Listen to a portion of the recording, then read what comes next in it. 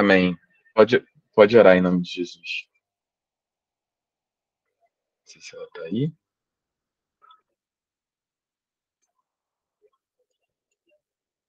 Paz, Márcia, paz, Jorge. Eu vou pedir então para Nádia. Você pode orar pela gente, então, para nós iniciarmos, em nome de Jesus? Bom? Sim, amém, pastor. Amém. Meu Pai, meu querido Deus, Deus Santo, Deus Todo-Poderoso, estamos mais uma vez aqui na Tua presença, para, em primeiro lugar, agradecer o dia que nós tivemos, mas agora pedirmos a Ti sabedoria, para o pastor Lúcio, que sempre nos ensinou, que sempre está nos ensinando, junto com todas as pastoras, que a gente possa ter uma noite gloriosa na Tua presença. Em nome de Jesus, amém. Amém, amém, meus irmãos, amém. Sejam todos Amém. bem-vindos. Minha esposa está entrando. Nós vamos iniciar hoje, né? Tomar aqui, na verdade, o estudo de número 7, que fala sobre a inspiração da Bíblia, né? Mas antes de nós retomarmos, eu queria, na verdade, compartilhar algumas coisas com vocês que nós estamos estruturando, né? Efetivamente, para o ministério, algumas coisas que nós estamos fazendo. E uma delas é muito importante que nós temos compartilhado aí ao longo do dia, que é justamente o Linktree. Se você não conhece o que é Linktree, eu vou explicar rapidamente, tá bom? Deixa eu compartilhar a tela aqui com vocês. Ó, compartilhar a tela aqui com vocês, tá? Eu vou colocar o link aqui no chat aqui, para vocês entenderem. A gente tem mandado aí ao longo do dia também. Tá vendo? A gente tem mandado no cantinho aqui, ó. A gente está mandando no WhatsApp, nós temos mandado aqui nas aulas para algumas pessoas que têm solicitado. Quando você clica nesse link, ele vai abrir aqui para mim. Ele automaticamente vai abrir essa página aqui, tá vendo? Nessa página, você vai encontrar todos os links do ministério. Então, por exemplo, pastor, eu quero ver a página da igreja. Como é que tá? Então, lá tem a página da igreja com todo a descritivo do ministério. O site de lançamento da igreja, playlist, por exemplo, se você quiser ouvir, né, uma música, você coloca aqui, tem a playlist do ministério, o local da igreja, as redes sociais, né?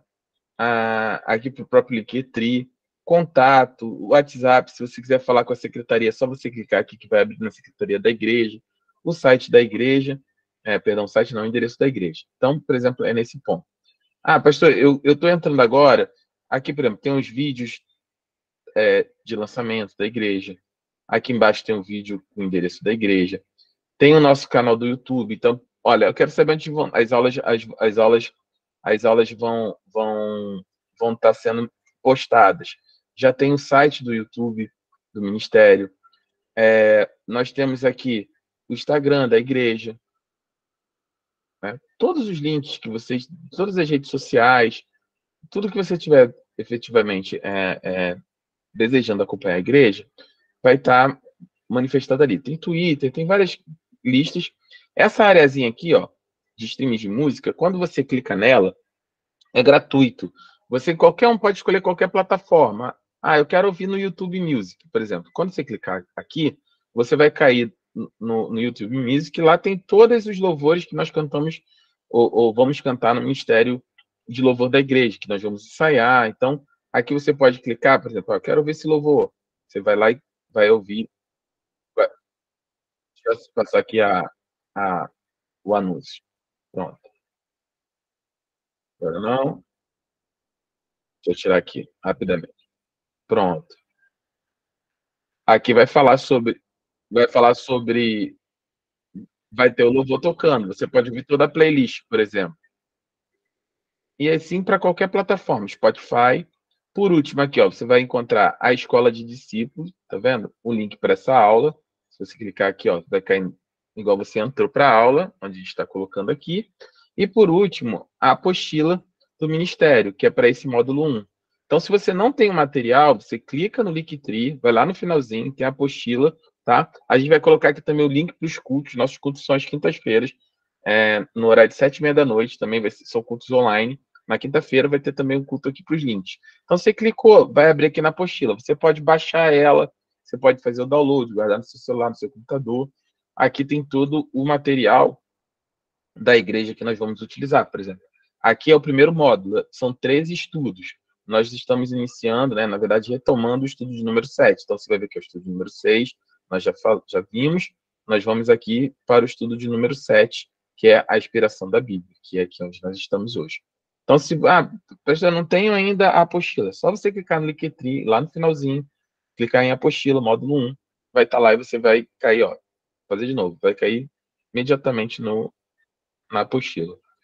Eu posso fazer no meu celular? Pode fazer no celular, vai dar a mesma coisa, vai cair da mesma forma. E o e-mail aqui da igreja, se você quiser, de alguma maneira, entrar em contato conosco, falar alguma coisa, tá? Eu vou adicionar depois lá o WhatsApp, que vai aqui entrar ainda, né? Vai ser o link para os cultos de quinta-feira, tá bom? E o WhatsApp, comunicação com a igreja. Bom, eu acho que isso é para que a gente tenha uma percepção clara, assim, né, de tudo que está sendo feito na igreja, de todas as coisas que nós estamos fazendo. É importante que você compartilhe com as pessoas, né?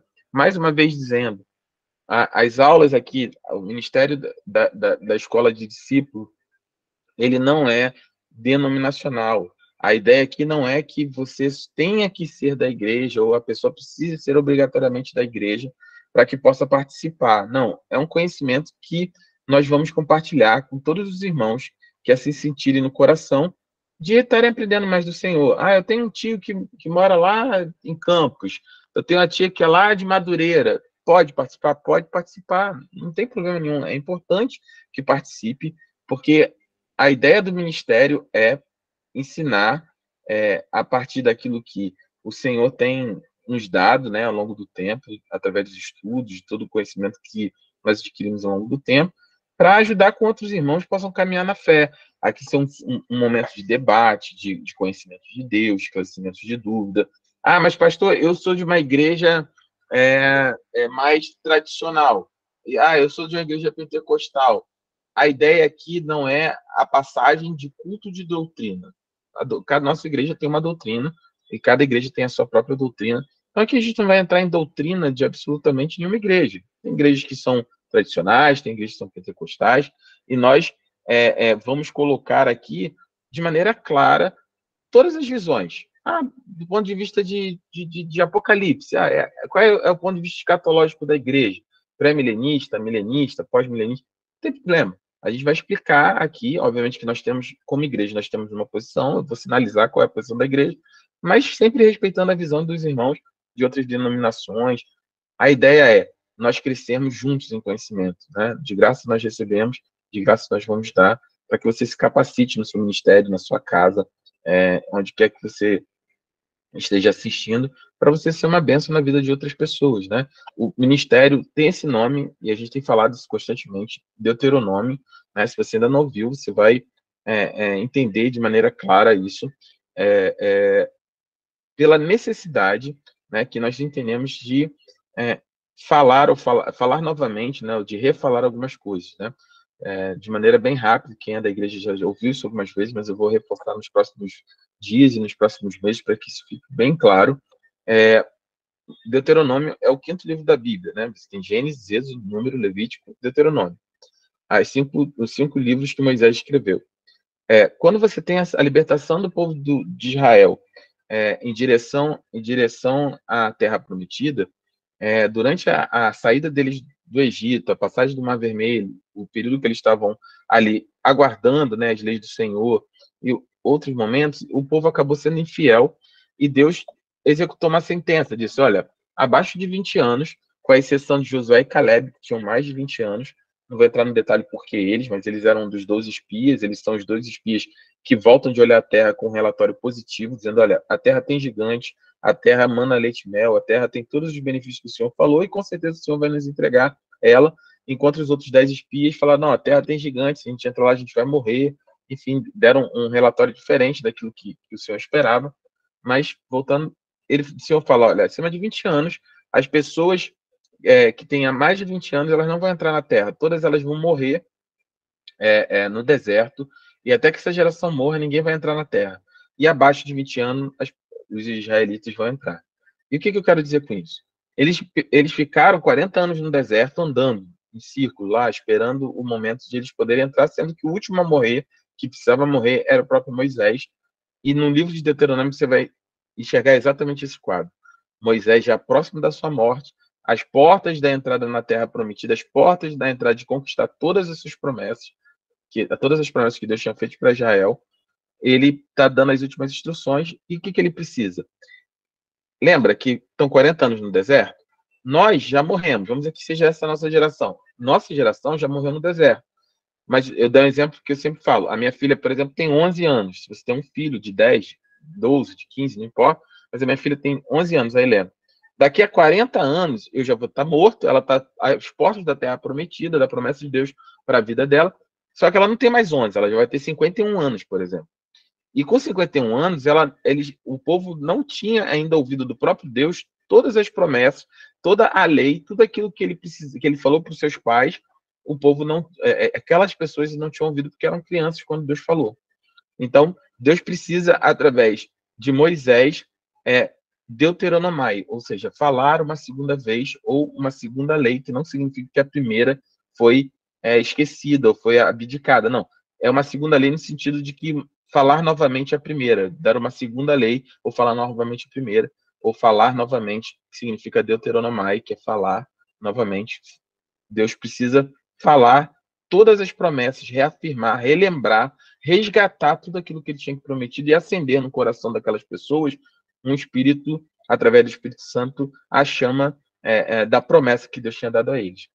Então, o ministério tem esse nome, porque nós acreditamos que, infelizmente, não é uma visão que só a nossa igreja sabe, só a nossa igreja. Não, tem igrejas excelentes, igrejas muito boas, igrejas que são firmadas no Senhor, que estão estabelecidas em Deus, e isso sem dúvida.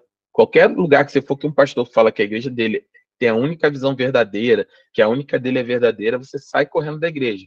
Eu, como pastor, te oriento a você nem ficar nessa igreja. Por quê? Não existe uma visão verdadeira. A igreja é do Senhor. O Senhor tem a multiforme graça dele de se manifestar. Existem muitas igrejas sérias, muitos pastores sérios que merecem todo o nosso respeito. E a eles a gente deixa o abraço e os votos de que continue assim. Mas a grande maioria, a verdade é essa, do povo cristão, eles abandonaram o conhecimento de Deus.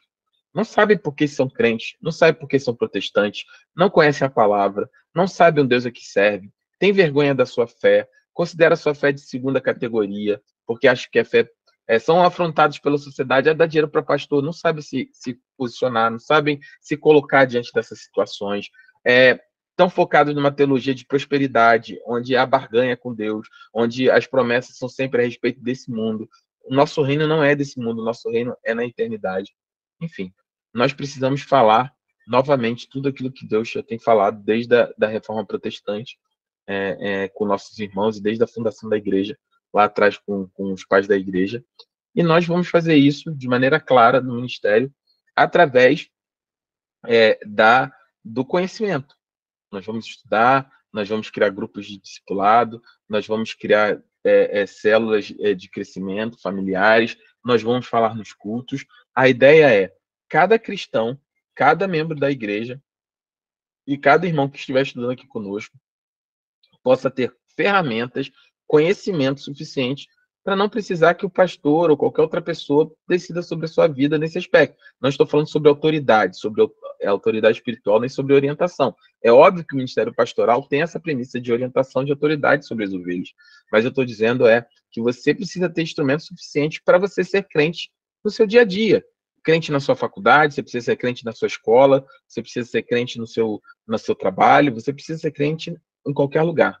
E você só consegue ser crente em qualquer lugar porque nem em todos os lugares a sua liderança está com você para te ajudar a tomar uma decisão, a ajudar a se posicionar.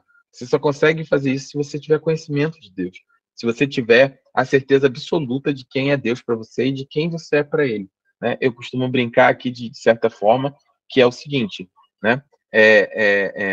a minha esposa, né, pro meu desprazer e desgosto, ela é botafoguense, né? E eu sou flamenguista. Eu já ofereci de um tudo para ela, né? Já ofereci dinheiro, já ofereci joias, já ofereci de um tudo. Almoço, lavar a louça, para que ela se torne flamenguista, por exemplo. Mas por que ela não vai se tornar flamenguista? Porque a identidade dela é botafoguense. Eu estou usando uma maneira muito descontraída aqui, mas para dizer o seguinte: as pessoas não mudam de time, por exemplo. Né? As pessoas defendem o seu time, as pessoas brigam pelo seu time, mas as pessoas abandonam Deus, as pessoas se afastam da igreja, as pessoas viram as costas para Jesus, as pessoas esquecem naquilo que elas acreditam, as pessoas deixam de defender a fé que elas acreditam porque simplesmente não têm argumentos. Se você for falar comigo sobre o Flamengo, eu vou dizer, olha, sou campeão da Libertadores, eu sei os jogadores, a gente é o melhor time, a gente tem investimento de tanto, a gente é isso, a gente tem tal jogador, no passado, no presente, no futuro. Eu sei defender porque eu tenho argumentos para dizer que o Flamengo, no meu ponto de vista, naquilo que é a minha identidade, é o melhor time, por exemplo. Assim como minha esposa tem o dela, e usando esse exemplo bem simples, mas é mais do que isso, né? Quando a gente botou lá no vídeo, Deuteronômio capítulo 6, de 4 a 7, que é o Shama, ou Shema Israel, né? O Shema de Israel, que é o ouça. Quando Deus diz ouça ali no original, é muito mais que só ouvir, é ouça, é presta atenção e faz. É mais ou menos esse o termo, é presta atenção e faça.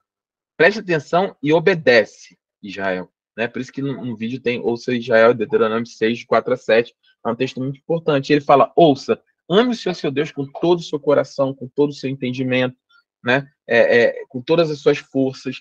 Então, e mais que isso, fale, né, para os seus filhos durante o caminho, no deitar, no levantar, durante todo o dia, fale da lei do Senhor, fale da palavra do Senhor.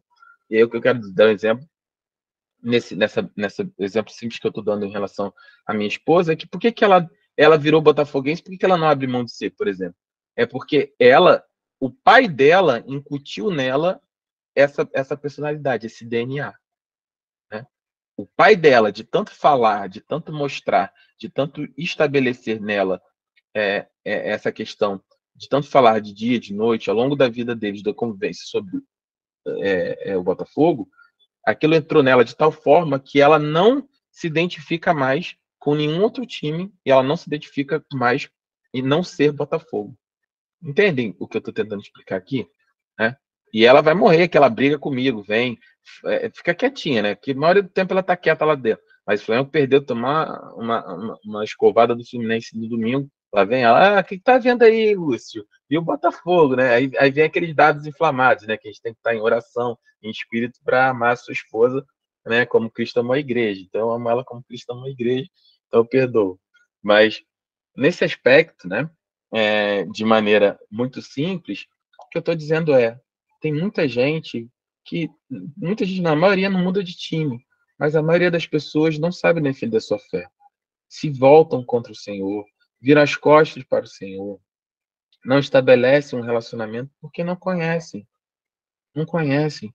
De uma forma brincalhona, escala os 11 jogadores do Flamengo, mas não sabe dizer para os 11 apóstolos, né, que permaneceram fiéis a Jesus até o final.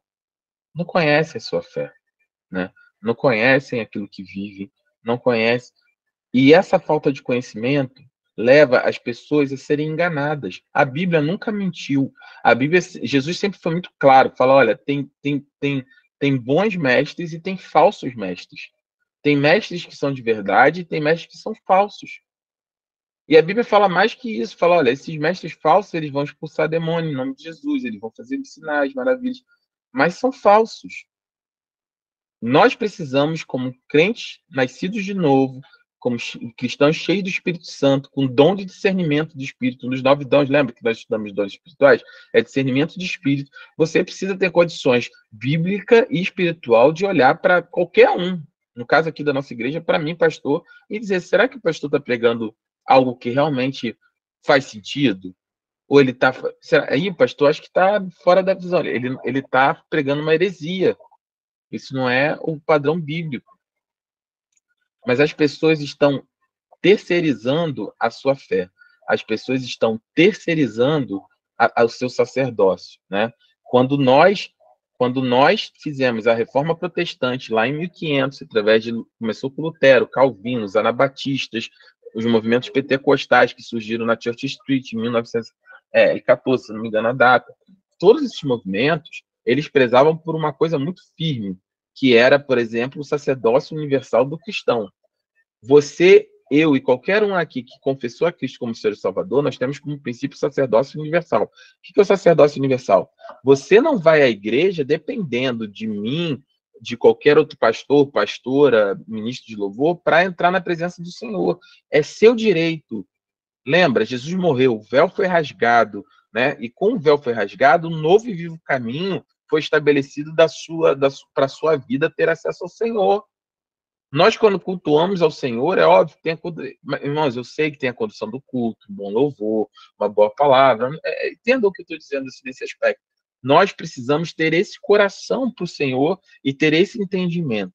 A sua vida espiritual, você não pode, da mesma maneira que você não pode terceirizar e entregá-la nas mãos das pessoas, é sua responsabilidade. É sua responsabilidade conhecer o Senhor, é sua responsabilidade estudar a palavra, é sua responsabilidade orar, é sua responsabilidade ser cheio do Espírito, é sua responsabilidade buscar os dons espirituais, é sua responsabilidade falar de Jesus, é sua responsabilidade alcançar o perdido, é sua responsabilidade cumprir o ID, é sua responsabilidade como alguém que foi comprado pelo sangue de Jesus, de maneira que não vive mais você, mas Cristo vive através da sua vida. Então, nós vamos caminhar nesse sentido, de nos aprofundarmos. Vocês sabem muito bem, já acompanham há bastante tempo, nós não temos dificuldade de falar sobre nenhum dos temas, por mais difícil, por mais espinhoso. O máximo que você vai poder ouvir de mim é falar: olha, eu nunca pensei por esse lado, ou não tenho informação suficiente, ou não conheço, vou pesquisar, vou olhar. Porque a igreja, a Bíblia, ela pertence ao corpo de Cristo. A igreja não é de uma pessoa, a igreja não é de um homem, de uma mulher, a igreja é de Cristo. Nós somos o corpo.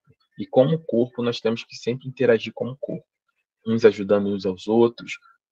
Aquelas palavras que estão lá no vídeo de lançamento da igreja, os 5 solas da Reforma Protestante: somente a fé, somente Cristo, somente a graça, somente Deus a glória, somente as Escrituras. Os solas, os 5 solas não estão lá à toa, não é só para ficar bonito no vídeo. Nós vamos seguir à risca essa regra de fé, no sentido que nós vamos resgatar isso, tá? De que nós vivemos pela graça, que a fé em Cristo Jesus, de termos as Escrituras como base, temos o respeito, o amor ao nosso irmão, né? Não vai ser a lista.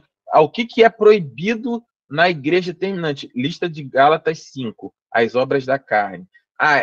Pastor, então é proibido adultério? Óbvio que é. É homossexual? Óbvio que é. É proibido então roubar? Óbvio que é. Mas o óbvio, todos nós conhecemos. O que eu quero chamar a atenção é para o não óbvio, e que nós vamos combater de maneira direta em relação a isso. O que não é óbvio são as outras obras da carne: dissensão, facção. O que é isso? Grupinho na igreja, exclusão do irmão, um irmão não fala com o outro. Eu gosto mais do pastor Lúcio, menos da pastora Tatiana. Eu gosto mais de fulano, do diácono Amadilha, menos da diácono Elisa Fernando. Grupos, dissensão, quebra de coinonia, quebra de comunhão. Nós vamos tratar disso de maneira direta, assim, frontal, na igreja, porque nós precisamos ser corpo. Olha, é um esforço sobre-humano para ver alguém nascer de Cristo Jesus. Ganhar uma alma para Jesus é algo muito lindo, muito especial, né? Preconceito, é algo muito. A Madis colocou preconceito, é algo algo assim para você sabe, assim, olha para você, quanto foi difícil para você se converter a Cristo? O quanto foi difícil para você aceitar Jesus? O quanto foi um milagre você abandonar, sua mente mudar a tal ponto de uma coisa que você achava talvez desprezível, inaceitável, que era ser crente, que era andar com a Bíblia, que era ficar furnado na igreja, que era comprometer o seu domingo para estar dentro de um lugar, largar pagode, festa, rave, largar o mundo, largar tudo aqui.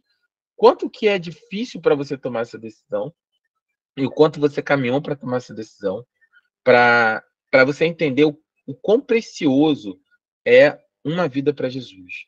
Para alguém entregar sua vida para Jesus é um processo que o Espírito Santo, em Efésios, nós fizemos o estudo de Efésios na igreja. Em Efésios, eu sempre vou falar disso. No final do capítulo 1 de Efésios, para o capítulo 2, o apóstolo Paulo fala claramente isso. Fala, olha, o mesmo poder que foi utilizado para ressuscitar Jesus, para tirar Jesus da morte para a vida, é o mesmo poder que é necessário para transformar um pecador em alguém salvo em Cristo Jesus. Para um homem abandonar, uma mulher abandonar o pecado e ser nova criatura em Cristo Jesus. Somente Deus pode fazer isso. Não existe ninguém no mundo igual a você. Para Deus, cada alma é preciosa. Ele pagou um alto preço. Não existe ninguém a Sil, que não existe ninguém a pastora Eliane, que não existe ninguém a diaconisa Madia, que não existe ninguém ao Jorge, que não existe ninguém a Rita, não existe ninguém a pastora Tassi, não existe ninguém igual a você. Ninguém aqui é, é, é, é, é, é ninguém aqui é descartável. Nós somos únicos para o Senhor. E por que eu estou tendo esse discurso? Porque nós vamos respeitar isso em nome de Jesus na igreja, e nós vamos respeitar isso em nome de Jesus ao longo do estudo, nós vamos resgatar isso. Nós não podemos ser uma igreja com a porta grande na entrada e uma porta ainda maior nos fundos da igreja. Não podemos.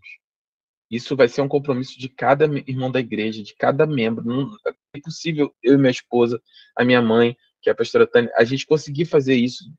Não, é um trabalho em conjunto. Cada vida importa. Cada pessoa para nós faz diferença. É inadmissível. Se o irmão sentir no coração de ir para outro ministério, Deus direcionou, glória a Deus por isso.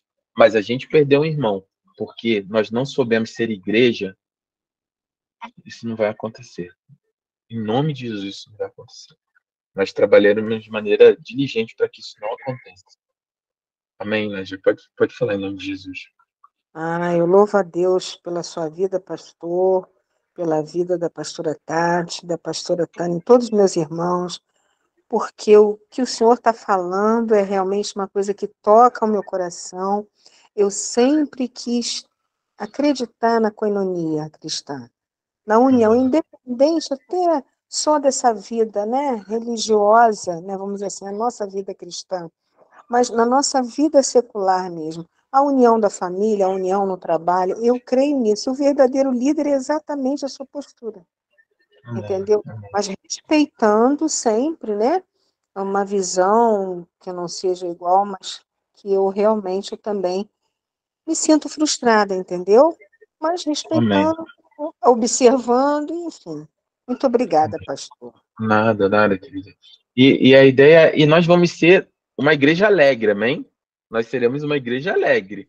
A Por gente favor, eu a sou gente vai por ser alegria. alegre. A gente vai ter evento, vamos ter comunhão, sair para comer pizza junto, sair para fazer algum evento junto, ir na praia, fazer. A gente vai ser uma igreja que tem vida, a gente vai gerar vida. Amém? Nós não vamos gerar morte, e você tem a liberdade, você tem acesso direto a mim, a minha esposa, para chegar na gente e falar, olha, pastor, está acontecendo, irmão, sem medo. A nossa igreja, em nome de Jesus, não é para ter medo, sem medo. Pastor, não tá bom, tá ruim, tá acontecendo isso, porque nós vamos tratar isso de maneira muito direta, muito franca, e nós vamos ter uma igreja que, em nome de Jesus, vai prosperar na comunhão. Lembre-se disso, comunhão na Bíblia, koinonia é um conceito muito profundo. Ela fala sobre quase que a palavra koinonia significa quase que quase não, é a mesma palavra utilizada para contrato entre duas pessoas que fazem negócio, é a mesma palavra utilizada para um contrato nupcial Compromisso, de né, casamento, pastor? é um compromisso mesmo entre duas partes. É igual assim, você não abre uma sociedade e não respeita a sociedade, você não faz um casamento e não respeita o casamento. É laço, koinonia é laço, é você chorar a dor do seu irmão. Nós não vamos ser uma igreja que, vamos para o culto, eu vou lá buscar a minha bênção. Não, você vai buscar a sua bênção, mas você também vai se preocupar com a bênção do seu irmão. Nós vamos orar um pelos outros, nós vamos entrar nas batalhas uns dos outros, em nome de Jesus. Nós vamos, tem muita coisa, não tem nem 1% do que a gente precisa fazer de pé, e a gente vai fazer, e a gente vai fazer coisas grandes para o Senhor, em nome de Jesus. Bem? Agora, vamos para a nossa aula propriamente dita. Alguém quer falar mais alguma coisa? Fique à vontade, tá bom? Se você quiser, à vontade.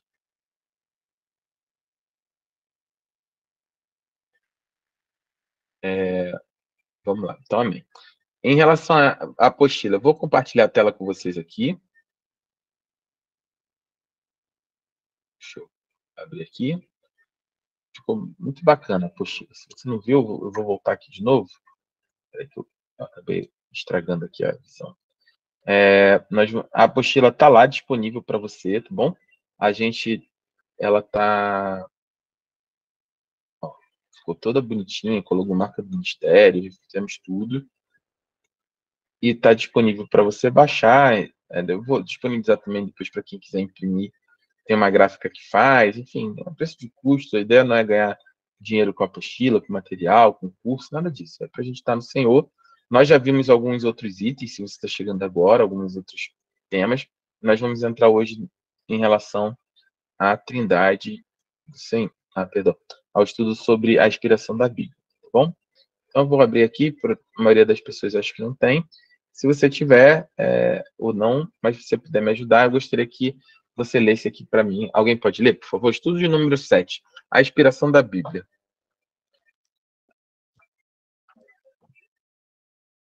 Deixa eu colocar aqui. Passar vocês para o lado. Eu posso ler, pastor. Tá bom.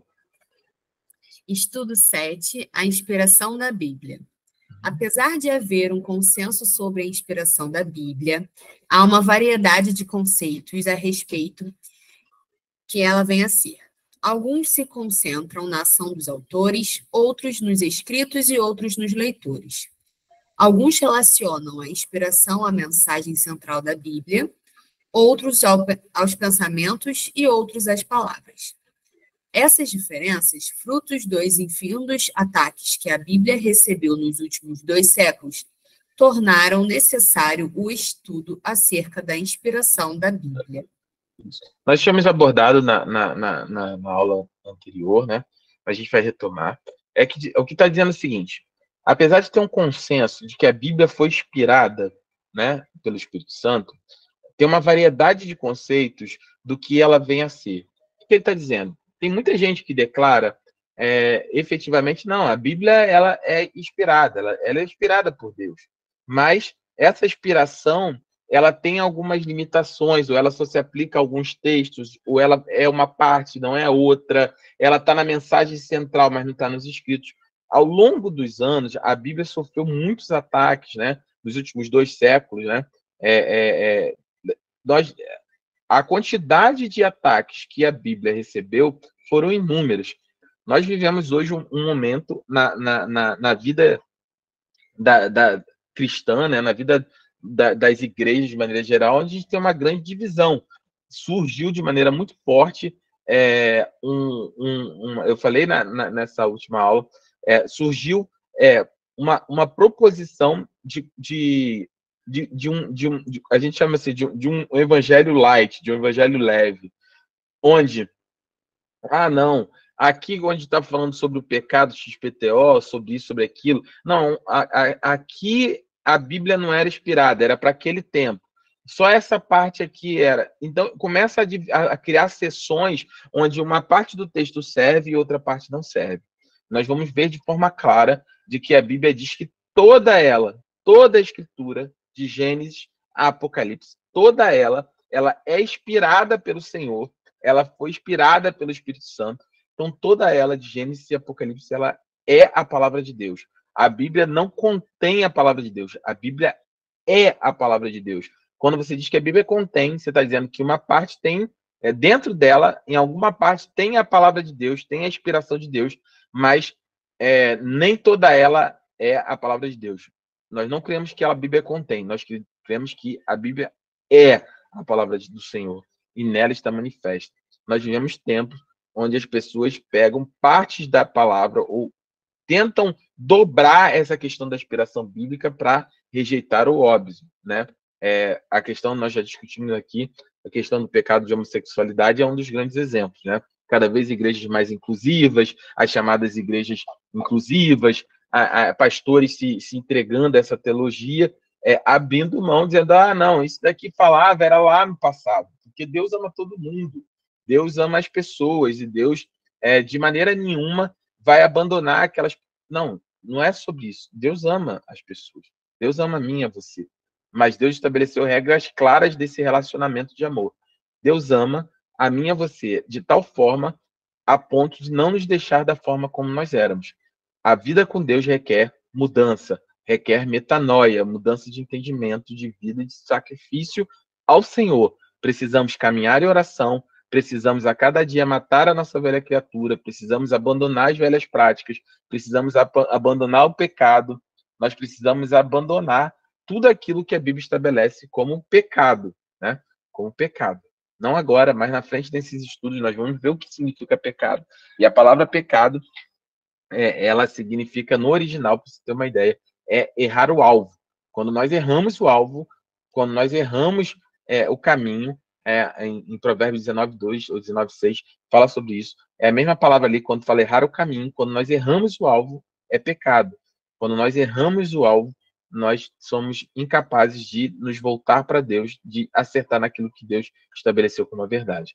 Então, a Bíblia, a inspiração bíblica, ela é... Por que é importante nós entendermos isso? Porque o que acontece, irmãos? Essa sutilidade no ataque à palavra, se uma pessoa chegar atacando frontalmente você, a sua fé e a igreja, você reage. Você reage. Você vai falar assim, não, meu irmão, não, olha só, é minha fé, me respeito. Você pode até ficar quieto, mas é difícil a pessoa te convencer. Agora, o problema são dessas pequenas dobras que estão tentando fazer dentro da moral cristã, dentro da estrutura eclesiástica, dentro da estrutura de igreja, para aconchambrar o mundo e o pecado, e que acabam, de certa forma, trazendo, né, para as nossas vidas essas questões muito sutis, onde você às vezes fica sem saber, sem entender, você fala assim, meu Deus, é isso mesmo? Será? É porque o discurso, ele parece tão verdadeiro, tão embasado em Deus, mas na verdade a Bíblia, ela é clara sobre aquilo que ela estabelece como verdade, sobre a respeito da sua inspiração e da doutrina que está dentro dela. Nós não negociamos com o mundo, nós não negociamos com o pecado e nós não negociamos com o diabo. Aquilo que Deus diz que é pecado e pronto. Não tem outra interpretação. Aquilo que Deus diz que é promessa e pronto. Não tem outra interpretação, né? Nós temos, obviamente, que entender, nós já falamos sobre isso, a interpretação bíblica é importante, cada livro tem a sua postura, sua postura não, a sua forma, né? Você não pode ler um livro de poesia, um texto que está de uma forma poética, assim como você lê uma carta do Novo Testamento, você não lê Cantares de Salomão da mesma forma que você lê 1 João, né? Você tem que entender que a forma do texto, como é que você encara as figuras de linguagem, isso é um processo de interpretação. Mas, de maneira geral, a Bíblia, em toda ela, absolutamente toda ela é inspirada por Deus e ela foi entregue a nós através de homens inspirados pelo Espírito Santo de Deus. Muitos autores, né, muitas pessoas escreveram, mas todas elas, por trás, estava o próprio Deus inspirando essas pessoas. Tá bom? Vamos lá. O relato bíblico a respeito da inspiração. Posso continuar? Pode continuar. A doutrina da inspiração não é invenção de teólogos. A própria Bíblia a expõe enfaticamente. Ela dá testemunho de si mesma, o que não é considerado válido pelos seus inimigos, e tem testemunho da história. Observemos alguns textos bíblicos. Isso. O que ele está falando, a doutrina da inspiração não é uma questão teológica. Mais uma vez, a teologia ela só serve para organizar a forma como nós estudamos, temos o conhecimento. É sistemática, ela quebra o conhecimento em várias partes para que a gente possa estudar de maneira sistemática. Não, a teologia não é um pré-requisito para você ser crente, não é um pré-requisito para você ser pastor, não é um pré-requisito para você ser nada. A teologia é só uma forma de nós termos um aprofundamento do conhecimento de Deus. É importante que tenhamos, é importante que seja feito, mas a teologia ela não estabelece regras, ela apenas constata aquilo que está estabelecido na própria palavra. Então, esse texto de 2 Timóteo, ele é importantíssimo. Se você puder abrir a sua Bíblia e acompanhar, seria importante a gente acompanhar esses próximos versículos, tá bom? Então, se você tiver aí, abre a sua Bíblia em 2 Timóteo 3,16, onde nós vamos falar sobre as Escrituras.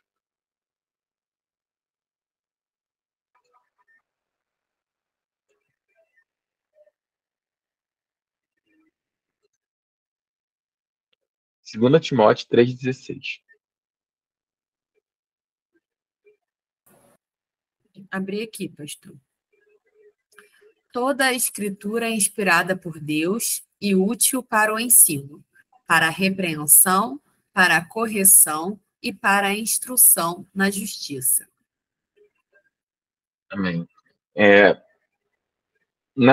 Nesse texto de 2 Timóteo, ele fala de maneira clara, olha, toda a escritura, toda ela é inspirada por Deus e útil para o ensino. E aí, eu destaquei da última vez que nós conversamos sobre isso, esses pontos. Né? Se você for no 17, ele está assim, ó, toda escritura é inspirada por Deus e útil para o ensino, para a repreensão, para a correção e para a instrução na justiça, para que o homem de Deus seja apto e plenamente preparado para toda boa obra. Então, vamos quebrar esse texto em algumas partes. Primeiro é o seguinte, toda a escritura é inspirada por Deus, toda ela. De Gênesis, capítulo 1, versículo 1, até Apocalipse, capítulo 22, esse último versículo, toda ela é inspirada, todos os versículos, toda a escritura de Deus é inspirada, tá? E ela é útil para algumas coisas, né? Por que eu estou batendo nessa questão? Toda a escritura é inspirada por Deus.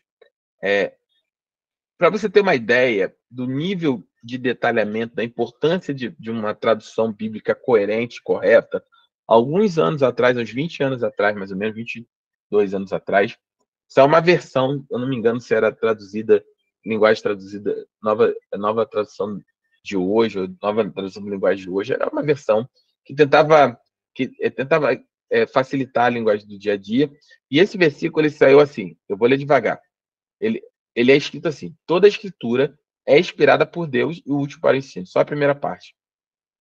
E aí saiu na tradução só assim, toda a escritura que é inspirada por Deus é útil para o ensino. Entendem como que muda o sentido? O texto original é dessa forma que está escrito. Toda a escritura é inspirada por Deus e útil para o ensino. Toda ela é inspirada e útil para o ensino. Nessa versão saiu que toda a escritura entrou um quê? Que é inspirada por Deus é útil para o ensino. Então, quer dizer, não é nessa tradução, toda a escritura não era inspirada. Somente aquela que é inspirada era útil para o ensino. Então, você tirava da Bíblia, num único versículo, a autoridade da sua inspiração na sua concepção. Então, é importantíssimo que a gente tenha esse conhecimento e esse acompanhamento das Escrituras, né? E da palavra do Senhor, e entendendo que toda ela foi inspirada por Deus. Uma vez que toda ela foi inspirada por Deus e é útil para o ensino, ela é útil para mais algumas coisas também. Para a repreensão, para a correção, para a instrução na justiça. Então, essa questão de, nós vivemos num tempo onde as pessoas acham que Deus é amor e Deus não corrige, e a pessoa fica lá no pecado, e porque Deus ama todo mundo. Não, a Bíblia diz, a palavra de Deus ela tem finalidade, ela é inspirada por Deus e ela é útil para algumas coisas, para ensinar sobre o quê? Sobre o seu relacionamento com Deus, sobre o pecado, sobre a morte, sobre a vida em Cristo Jesus, para repreensão, para, quer dizer, te repreender a respeito do teu erro, para te repreender a respeito de uma postura equivocada, para te repreender a respeito do pecado, para a correção da sua conduta, para a correção da minha conduta, para a instrução na justiça, porque o homem por si só, ele é injusto. Lembra que eu estou falando aqui de coinonia? A nossa postura natural é de privilegiar a uns em detrimento de outros. É de discriminarmos uns em detrimento de outros. Mas, quando nós conhecemos a palavra, ela nos instrui à justiça, a sermos justos, a não fazermos acepção de pessoa, a entendermos que todos os irmãos na igreja têm o seu papel e têm a sua função e têm a sua importância. Lembra que nós somos um corpo? O pastor Paulo fala isso. Não pode dizer a mão, falar para o pé que não tem importância, e o pé não pode falar para outra parte do corpo. Não pode, cada membro tem a sua função. Do irmão que fica sentadinho ali no culto, observando, intercedendo, a irmã que fica na porta, o pastor que está pregando. Não, o pastor é mais importante porque ele está pregando. Não é isso. O evangelho não é sobre isso. O evangelho é sobre justiça. o Evangelho, a palavra do Senhor, nos lida a tratar como irmãos. Todos nós somos iguais. Óbvio, mais uma vez, a igreja tem autoridade espiritual. Se eu tiver como pastor que te repreender, que te corrigir, eu vou fazer. Na palavra. Vou fazer. Outros pastores farão. A questão não é essa. A questão é, uma coisa é nós termos autoridade para a condução do rebanho. Outra coisa é nós sermos melhores do que as pessoas que congregam conosco. São coisas completamente diferentes. Infelizmente, nós vamos deuteronomar, nós precisamos falar isso aqui, falar novamente, e vamos falar quantas vezes forem necessárias, que não existe na igreja o movimento onde o pastor se serve das ovelhas. Não existe o chamado pastoral, e pastoral que eu digo pastoral, diaconal, obreiros, ministerial, louvor, todos os ministérios. Ah, pastor, eu quero ser obreiro na igreja, amém. Ah, eu quero ser diaconisa, eu vou ser ordenado diaconisa ou diácono na igreja, amém. Quero ser do ministério de louvor, amém, de dança, amém. Mas você precisa entender claramente que nós não somos diferentes de absolutamente nenhum outro irmão da igreja. Não existe mais uma casta. E a Bíblia fala sobre isso. A palavra de Deus é para instrução na justiça, na equidade, na correção, de sermos iguais. E aí, ele conclui no versículo 17, já vou dar a oportunidade de quem abre o áudio para falar, ele conclui no versículo 17, ele coloca da seguinte forma: para que o homem de Deus, ele fala assim, ó, toda a escritura é inspirada por Deus e útil para o ensino, para a repreensão, para a correção e para a instrução na justiça. E qual é a finalidade disso tudo? Da escritura inspirada ensinar, repreender, corrigir e instruir na justiça. Para que o homem de Deus, ou mulher de Deus, homem e mulher, aqui é gerúndio, né? Homem, criatura, ser humano, para que o homem ou mulher de Deus seja apto e plenamente preparado para toda boa obra. Que boa obra é essa? A obra que Jesus iniciou, a obra de salvação, a obra de alcançar o perdido, a obra de nós sermos cheios do Espírito Santo, a obra de nós curarmos, libertarmos. Lembra? Jesus falou, olha, vocês farão obras maiores que a minha. Obras maiores vocês vão fazer. Eu vou enviar para vocês o Paracleto, eu vou enviar o Espírito Santo. Eu vou enviar aquele que foi chamado para Paracleto, lembra? O Consolador é aquele que é chamado para caminhar ao seu lado, dentro de você, o Espírito Santo da verdade. O Espírito Santo de Deus vai ser enviado. E quando ele vier, porque ele veio, vocês vão fazer obras maiores que a mim. Quais foram as obras de Jesus? Alcançar o perdido, curar o doente, libertar o demoniado, a pregar as boas novas, anunciar que o reino de Deus chegou e que ele está entre nós. Que um dia, assim como Moisés pregou lá 150 anos, que um dia ia chover e era para entrar na arca e ninguém acreditou, nós estamos há 2000 anos dizendo que Jesus vai voltar. E Jesus vai voltar. E assim como foi na arca, um dia a porta vai fechar e as pessoas vão se perder eternamente. Assim como Jesus vai voltar, tem 2000 anos que a gente está falando que ele vai voltar, e ele vai voltar. E quando a porta da arca fechar, quando a porta da salvação fechar, não vai ter mais outro plano, não tem um plano B. E é isso que a gente precisa anunciar para as pessoas. Sermos uma igreja alegre. Meu irmão, ser crente é ser alegre, é estar pronto para... Jesus era alegre, Jesus era uma pessoa que ele ia a casamento, que ele estava com seus discípulos, mas ele pregava a verdade.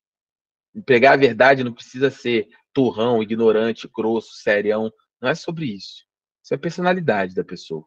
Nós precisamos pregar a respeito da palavra de Deus. E a palavra de Deus, ela é apta para tudo isso. Repreender, corrigir, instruir na justiça, ensinar, para que o homem, eu e você, minha irmã, eu, meu irmão, você, né, todos nós estejamos aptos e plenamente preparados para essa boa obra, que é anunciar o tempo aceitável do Senhor, né? O tempo onde ele está aceitando o pecador de forma gratuita para mudar a vida dele de uma vez para sempre. Amém? Pode falar, gente. Se quiser abriu aí, pode falar em nome de Jesus. Oi, não, querido. Pastor, o senhor falou uma coisa agora muito importante. Eu passei por algumas igrejas e eu percebia isso.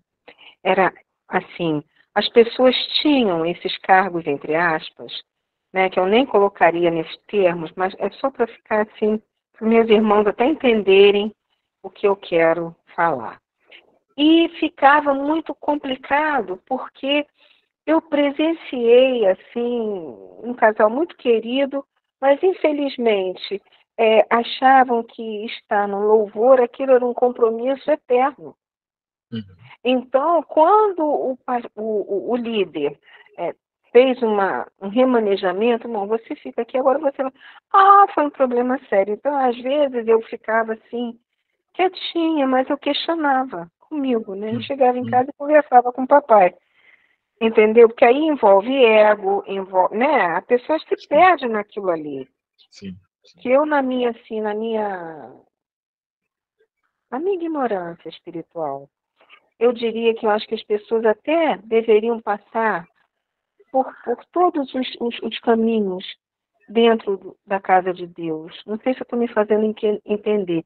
Para que não criasse esse ranço, essa raiz de achar que aquele lugar ali tem que ser daquela pessoa, que se deslocar a pessoa para um outro lugar, a pessoa vai ficar ofendida. Então, enfim, de repente é uma coisa que não foi bem colocada. É difícil Né, falar pastor? é difícil falar porque não conhece o assunto em si, né? Assim, no detalhe do que aconteceu. Mas, de maneira geral, o que a gente costuma sempre falar é o seguinte: você não pode amar mais a função do que o reino. Seu amor pela Exatamente. função não pode ser maior do que o reino. Você ama o reino. Você ama Jesus, você ama estar em comunhão com seu irmão, você ama se alegrar, você ama estar ali, né? Ser igreja. Você tem que amar. Nós temos que ter um coração amar para ser igreja. A função é Deus que vai estabelecendo. É óbvio que tem chamado, é óbvio que a gente tem casos também que as pessoas matam o chamado de outras pessoas por ciúme, enfim, tem muitos casos. Mas um coração para Deus, ele está Isso. sempre disponível para caminhar naquilo que Deus propõe, né? Só respondendo aqui, o Rodrigo, eu te passo o link no YouTube, Rodrigo, das aulas anteriores, tá bom? Para deixar que eu te passo. Eu fiz uma opção, tá, irmão? Só para deixar claro, nós estamos começando o Ministério do Deuteronômio.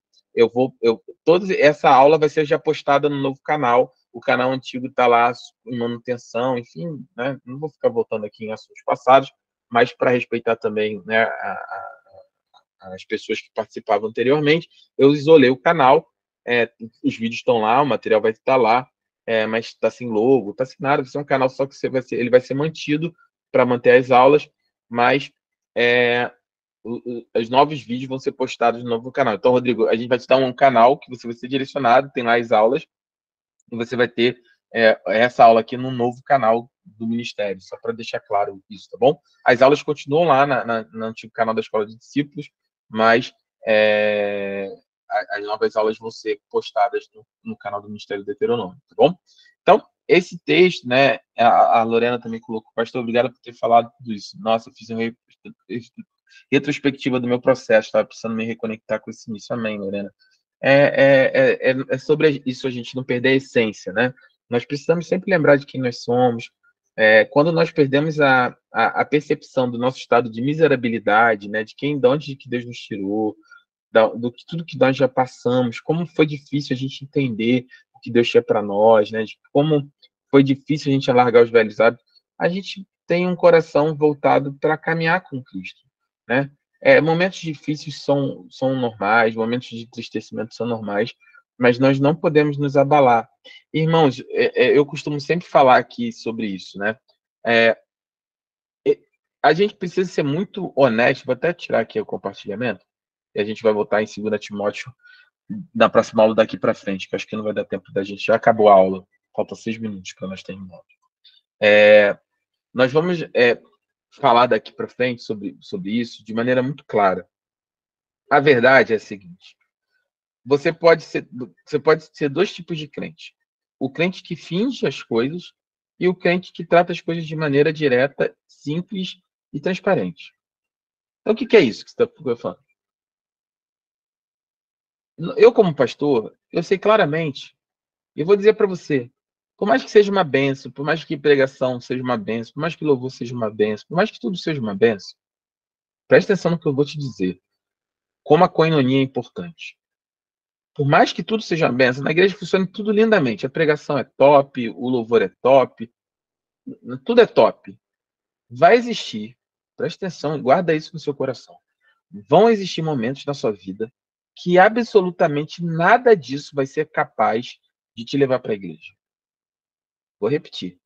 Absolutamente nada disso vai ser capaz de te levar para a igreja. O louvor maravilhoso, a palavra maravilhosa, não vai ser capaz de te levar para a igreja. Existem momentos que nós estamos tão atribulados no espírito, nós estamos tão atribulados na nossa alma, que o que nós sabemos de Deus não está alinhado com o que nós sentimos de Deus. Sabemos às vezes que Deus é bom, mas isso não significa que nós sentimos que Deus é bom. Sabemos que Deus é fiel, mas não sentimos às vezes que Deus é fiel. Existe um momento que as lutas são tão grandes, que o ataque de Satanás, do diabo e do inferno é tão grande sobre a sua vida, que você vai se sentir desnorteado. Essa é a palavra. Desnorteado. Atordoado. Nesse momento, presta atenção no que eu vou te falar.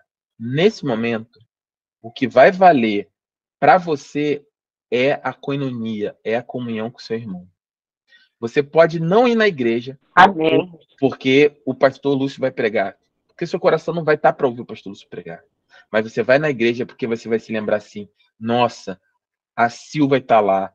Nossa, a Nádia vai estar lá. Poxa, eu preciso tanto conversar com elas. Eu preciso tanto de um abraço da Amadilis. Vou passar, eu não estou me aguentando, mas eu vou lá porque a pastora Tatiana está lá, porque, sabe, eu vou ficar um tempo. É estar com quem você ama. É estar com quem você tem comunhão. As pessoas não ficam na igreja, presta atenção, as pessoas não ficam na igreja não é por um ataque espiritual somente, porque esfriam espiritualmente. Elas esfriam espiritualmente porque elas são uma brasa fora do braseiro. Você já fez churrasco? Se você já fez churrasco, você vai entender o que eu vou falar. Se você pegar um carvãozinho da churrasqueira e você colocar fora, daqui a 1 hora aquela brasa apagou. Se você fizer churrasco, se você não apagar a brasa, quem já fez churrasco sabe disso. Se você voltar no outro dia pela manhã, a brasa ainda está quente, se bobear. Você ainda sente o calor refratando daquela brasa. Por quê? Assim é o crente. A brasa fora do braseiro, ele logo se esfria. Por isso que é nocivo, e nós vamos falar isso com a inspiração da palavra, nós vamos estudar isso, é nocivo para a igreja um evangelho individualista, um evangelho da bênção, da prosperidade, onde você vai buscar a sua casa, o seu carro, a sua faculdade, isso tudo é importantíssimo, não estou sendo hipócrita. Quem não quer ter um conforto, quem não quer ter comida na mesa, quem não quer comer uma carninha no final de semana, quem não quer ir numa churrascaria, quem não quer ter uma vida boa, isso é óbvio, Deus sabe disso. Mas quando você entra na igreja para buscar essas coisas, vai embora sozinho. Entra na igreja, vai embora sozinho. É só eu. Você não tem comunhão com a sua igreja, você não vive em koinonia com a sua igreja. Sabe o que acontece? Na primeira luta, você desvia. Você não tem força para ir sozinho. E sabe o que acontece? Absolutamente ninguém sente a sua falta. Porque você nunca foi corpo. Entende? Então, a palavra de Deus, ela é inspirada para nos instruir nisso. Ela é inspirada para gerar em nós um coração quebrantado para correção. Quando alguém vai confrontar você, quando eu, como pastor, eu estou falando porque eu sou pastor da igreja, mas quando eu chamar para um gabinete, não é para perder você, não é para humilhar você, não é para envergonhar você, é para ganhar você, é para te ajudar a caminhar. É para deixar você entender que existem passos que não devem ser dados, que existem linhas que não podem ser cruzadas, que são coisas que nós não devemos e não podemos negociar, porque é a nossa base de fé. Ah, pastor, mas eu acho que isso não tem nada a ver. Tudo bem, é um direito seu pensar assim. Eu, como pastor, eu não vou interpelar ninguém a acreditar naquilo, mas você precisa entender o seguinte: se você acredita dessa ou daquela forma, você não é crente. Você não é protestante, você é outra coisa. Ah, eu acredito que eu posso casar com várias mulheres, ter várias amantes ao mesmo tempo. Tá bom, você acredita nisso? É seu direito. Mas você não é crente. Você não é protestante. Você não é discípulo de Jesus. Por quê? Porque a Bíblia fala, mas a Bíblia fala que Deus me ama do jeito que eu sou ama. Mas tem as condições desse amor. Deus te ama demais para deixar você dessa forma que você é. Então é isso que nós precisamos conversar de maneira clara, de maneira franca. A Bíblia, ela é inspirada por Deus para nos instruir, para nos corrigir, para nos ensinar, para que nós sejamos aptos para a obra do Senhor. Que quando a gente caminha de maneira clara, transparente, em comunhão, irmãos, o serviço na casa do Senhor é uma alegria, ele não é para ser pesado. Eu vejo pessoas falando, porque tá na frente da obra, trabalhando na obra, é pesado. Não é para ser. É árduo, é dificultoso, é tudo isso. Tem que ser feito debaixo de oração. Óbvio, óbvio, óbvio. Que o diabo se levante, isso é normal. Ele sempre se levantou. Tem 2000 anos que ele está se levantando, mais 4 para trás, desde que ele apareceu lá no Jardim do Éden. Mas nós cremos num Deus que é poderoso. O Senhor é com você.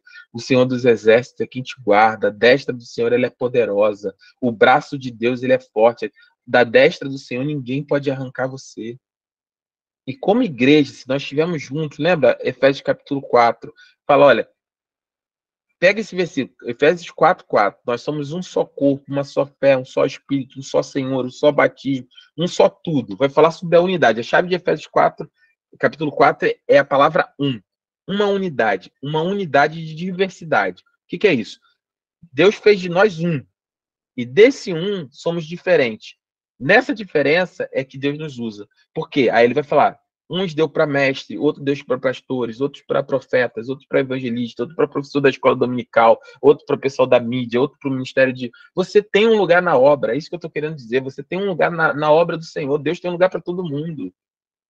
E quando Deus faz isso, e aí qual é o propósito disso? Só ter um lugar na obra? Não. Aí ele continua, ele fala, e qual é para que nós somos um corpo e para que cada um tem a sua função? Para que nós não sejamos levados, se não me engano é 4:16 ou 17. Fala assim, para que nós não sejamos levados de um lado para o outro como crianças. Você já pegou uma criança de 2 anos? Você pega pela mão e arrasta. Vamos na padaria. Você arrasta para onde você quer. Você pega pela mão, vamos para o Campo de São Bento. Você arrasta para onde você quer. Se arrastar as pessoas. Mas quando você tem conhecimento, quando você está em corpo, você não fica mais como criança que a pessoa te arrasta de um lado para o outro. Por quê? Porque se alguém chegar para Yasmin e falar algo que vai fazer a Yasmin cair, aí sabe o que acontece? A Lorena pula, a Fernanda pula, o Gabriel pula, a pastora Tatiana pula, fala, não, peraí, Yasmin, peraí, volta aqui, não, não é isso não. Aí a Yasmin fala, não, é verdade, olha, já ia cair nessa, vamos embora. Entende? É um corpo. É o que eu estou dizendo assim, mal comparando. Fazer arrastar uma criança é fácil. Agora tenta chegar na creche e arrastar 50 crianças. Não dá. Né? Não dá. É óbvio que a gente não é criança, mas estou dizendo o seguinte: a gente não fica mais disponível para vento de doutrina. Sejamos, eu vou falar sempre assim, crentes bereanos. A Bíblia fala em Atos que os crentes de Bereia, eles ouviam o que o pastor Paulo pregava, eles conferiam lá. É isso mesmo que Jesus estava falando? É isso mesmo que é os ensinos dos apóstolos? Beleza. Paulo, nota 10 para você. E era o apóstolo Paulo. Porque quando nós temos um corpo, olha, tem a irmã que cuida da escolinha, tem a irmã que cuida do louvor. Pastor, mas eu só gosto de montar o som. Meu irmão, se você soubesse quanto faz falta cuidar do som da igreja, quanto que é uma peleja para o pastor ter alguém que cuide do som da igreja, das redes sociais da igreja. Meu irmão, tem um lugar para você, minha irmã, tem um lugar para você na obra do Senhor. E nós precisamos estar preparados nas Escrituras, conhecendo a palavra, para estarmos aptos para essa boa obra. E o resultado dela é vida. Pessoas se convertendo, pessoas aceitando a Cristo, pessoas, almas. A obra é dele. É Deus que chama, é Deus que opera no coração das pessoas. Nós só precisamos estar prontos. A colheita é grande, lembra? A palavra fala, olha, você levantar os seus olhos para o campo já está verdejante, já está maduro, o trigo já está maduro. A colheita é grande, poucos são os trabalhadores. E nós seremos um corpo, uma igreja que trabalha preparado na palavra do Senhor, que é inspirada para nos instruir em toda boa obra. Amém? Essa é a palavra. Anime seu coração, seja cheio de alegria, seja cheio do Espírito Santo. Deus te amou, Deus vai te levantar, Deus tem um lugar para você na obra dele, você vai ser grande na presença do Senhor, porque Deus quer que você seja grande na presença dele. Você vai ser multiplicador de pessoas, de vidas, alcançar o perdido. Meu irmão, não tem coisa melhor. No nosso culto de domingo, primeiro culto, nós tivemos uma reconciliação do rapaz que estava ajudando, do hotel que estava ajudando a estruturar lá, foi designado pelo hotel para ajudar a montar a estrutura do culto. Afastado, 10 anos. Deus fez aquele culto para ele. Olha isso. 10 anos afastado. Sabe o que ele falou? Eu não tinha tempo para ir na igreja. Não tinha tempo para ir na igreja. Ele não tinha tempo, Deus botou uma igreja no hotel, no centro de convenções, para ele ajudar, para que ele fosse alcançado. Meu irmão, você já pensou nisso? Eu vou terminar aqui, senão me empolgo aqui. Aleluia. Você já pensou nisso? Você já pensou que Deus tem um plano? E que a gente não entende nada desse plano? Que Deus já sabia que naquele dia, naquela hora, Deus ia designar ele na escala, porque Deus estava cuidando dele, ao mesmo tempo que Deus cuidou de mim, que cuidou de você, que cuidou de tudo. Meu irmão, é confiar e vai. É confiar no Senhor e não tem mais volta. Amém? Não temos mais volta. Ele mesmo, Lorena, o moço que estava arrumando a comida, Damião. Não tem mais volta. Nós seremos uma igreja pulsante, vibrante. Se você tiver ideias, traga. Se você quiser fazer algo, traga. A gente pode dizer não é o momento, não temos recursos, né? Às vezes não temos recursos, às vezes não tem como. Mas, meu irmão, traga, pulse, deixa Deus te usar. Pense na igreja, pense em saber, enche o seu coração, seja próspero, seja usado na obra do Senhor. E vamos em frente, Deus vai fazer a diferença. A palavra de Deus é para nos instruir em toda boa obra. Toda boa obra será feita aqui na sua igreja. Você vai dar frutos onde quer que você esteja, se você estiver firmado na palavra. Amém? Amém. Vamos orar, então, para nós encerrarmos. Alguém quer falar alguma coisa? Vou dar pouco tempinho, 3 minutinhos só para a gente encerrar. Já estou com 1h07 de aula. Comecei às 7h10, vou terminar às 7h20, com 1h10 de aula. Mas fique à vontade aí. Não? Amém, então. Vamos orar, então. Quem tiver com o microfone aberto, vou pedir para Sil para orar por nós, para nós encerrarmos nessa noite. Amém? Vamos orar. Amém. Senhor, nosso Deus, nosso Pai, muito obrigado, Senhor, por essas palavras, Senhor, por essa aula maravilhosa, por cada dia mais estarmos aprendendo de Ti, Senhor. Muito obrigado, Senhor, pelo nosso novo ministério, que ele Amém. venha dar muitos e muitos frutos, Nos ajuda, Senhor. Senhor. Que ele venha alcançar muitas pessoas, Senhor. Amém. Em nome de Jesus, muito obrigado pela vida do pastor Lúcio, pela vida de todos os pastores da nossa igreja, da pastora Tati, da pastora Tânia, que eles venham ser grandiosos nas nossas vidas e na vida de toda aquele que é alcançado. Em nome de Jesus, Pai, eu te agradeço pela vida de cada um dos meus irmãos que estão aqui assistindo essa aula. Que o Senhor nos abençoe, hoje e para sempre. Amém. Amém. Amém. Amém. Amém. Jesus abençoe vocês. Ó, quinta-feira, 7h30, nós temos aula, tá bom? Quinta-feira, 7h30, nós temos aula, não, amor, temos culto. É culto. Culto, aleluia, culto. Amém. Glória a Deus. Amém. Aleluia. A aula sai na sexta-feira, meio-dia, no canal do YouTube da igreja, tá bom? Fiquem na paz. Leva a minha apostila domingo. Tá bom, vou pedir lá na gráfica, tá bom? Fica na paz. Paz a todos. Boa noite. Paz, irmãos. Boa noite. Boa noite.